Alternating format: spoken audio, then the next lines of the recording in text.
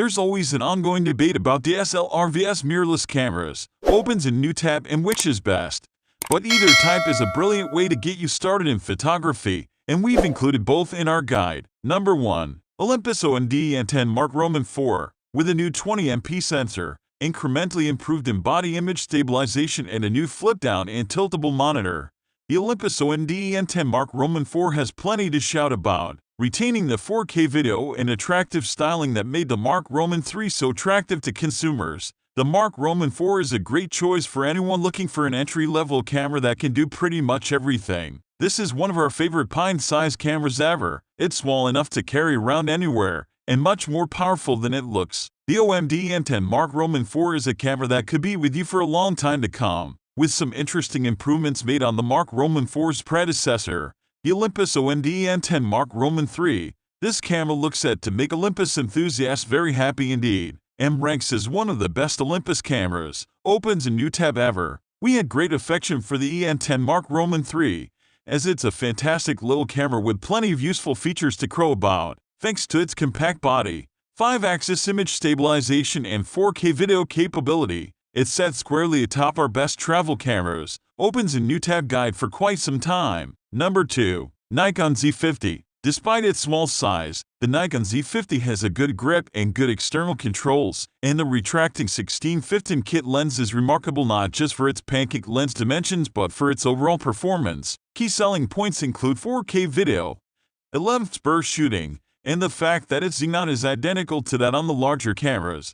So you can use dedicated Nikon ZDX lenses, full-frame Nikon Z lenses and regular Nikon DSLR lenses via the FTZ adapter. Best of all, the Z50 is terrific value, especially when bought as the twin lens kit. However, long after its launch it still only has 3 native DX format lenses, so that's a disappointment. It means you're stuck with using older DSLR lenses via Nikon's FTZ adapter for now, or bigger and more expensive full-frame Nikon Z lenses which are limited for wide-angle photography because of the smaller sensor's crop factor. Nikon's first stab at producing interchangeable lens mirrorless cameras didn't exactly set the world on fire. The 1 series relatively small, low-resolution 1-inch CX sensor, with a 2.7x crop factor, quickly fell behind its mirrorless rivals. Number 3. Sony A6000. Although it's now 6 years old, the A6000 is still one of Sony's best entry-level cameras, especially as it can often be in with some decent discounts. It significantly undercuts the newer A6100, A6400 and A6600 models on price, while being pretty much in the same ballpark for stills photography. With its diminutive compact camera styling and access to Sony's range of interchangeable lenses, it's a small body that packs a big punch. Resolution from the 24.3MP image sensor is very good, though the 1440 resolution of the electronic viewfinder is a little weak by today's standards, and the 921 tilting screen feels quite cramped too. But if you can live without those, the solid build, image quality, continuous shooting and autofocus performance are better than you'd ever expect from its price. Number 4. Nikon ZFC. The Nikon ZFC is, without a doubt, the coolest looking camera on this list. It's a retro-style mirrorless machine with dial-based controls, and it's a joy to handle, to use, and to be seen using. Internally, it's basically the same deal as the Nikon Z50, with the same APS-C sensor and processor and many of the same specs. A few extra features like a built-in flash have been shaved off, and it is more expensive than the Z50. So if you don't care about aesthetics, then Nikon's other DX format camera is the smarter choice. But if you're the sort of person who can't resist the siren song of the best retro cameras, opens a new tab, the Nikon ZFC will be right up your alley. Number 5. Canon EOS Rebel SL3/EOS 250D/EOS 200D Mark II. This isn't the cheapest DSLR you can buy by any means, but very often it's worth paying a little extra money to get a much better range of features, and this is the perfect example. The EOS Rebel SL3 EOS 250D/EOS 200D Mark II has Canon's top-of-the-range APS-C sensor with 24.1MP of resolution and brilliant live view shooting, thanks to a fully articulating touchscreen display and Canon's fast dual-pixel CMOS AF autofocus. In fact, we'd actually say this is one of the only DSLRs where composing shots with the screen is downright preferable to using the viewfinder. Canon also packs in 4K video wrapped up in the smallest DSLR body you're likely to see, though if it's specifically video you're after, one of the SL3's mirrorless rivals will probably do a better job.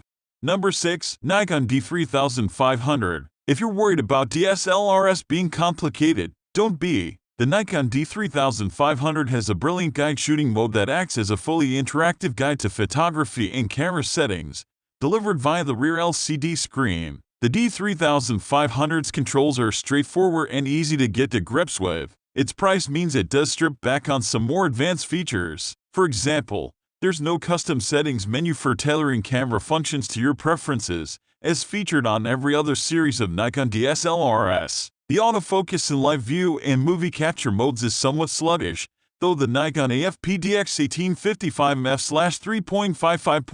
GVR lens speeds it up and is the best kit lens to go for. Overall, the Nikon D3500's image quality and performance are extremely good for the price, and the 5x burst rate is pretty sporty for an entry-level DSLR. Take a look at the many other great Nikon lenses. Opens a new tab that this DSLR system allows you to use. Number 7. Panasonic Lumix G100. Interested in the idea of vlogging? The Panasonic Lumix G100 is a great alternative to the Sony ZV-E10. It has the smaller micro Four Thirds sensor, but it does have an electronic viewfinder which the Sony doesn't, so it's a pretty even match. In fact, both photographers and vloggers will enjoy the simplicity of the Lumix G100. It makes it easy to capture high-quality video and stills with its approachable button layout. Even people uninterested in the technicalities of capturing great-looking videos will be able to get results with this camera. With its mini DSLR styling and an electronic viewfinder, Panasonic has given the G100 an edge in a highly competitive market.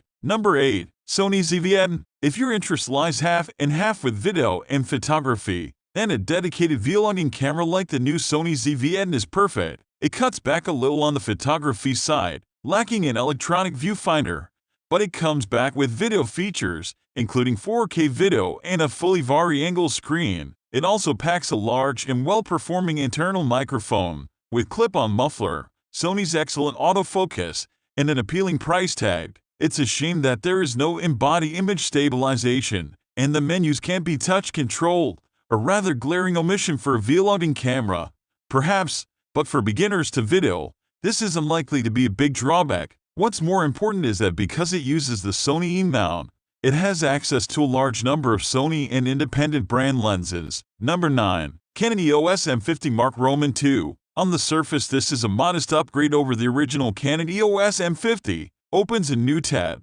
but the additions make it worth picking up over its predecessor. These include improved autofocus, along with eye detection in stills and video, along with big booms for video shooters in the form of clean HDMI out, vertical video recording, and the ability to livestream direct to YouTube. Alas, while it's an excellent 1080 camera, it's a poor option for 4K, which loses dual pixel AF, left lumbered with contrast to tech and suffers a 1.6 crowd. However, it packs a lot of other tech into its compact body, including a great 24.1 MP sensor, temp shooting, and the fact that it has a viewfinder, which many similarly priced mirrorless cameras lack. This is a cute and easy-to-use camera that's really rather versatile, and it's a great mirrorless alternative to the Canon Rebel SL3/EOS 250D, but offers similar features in a smaller camera.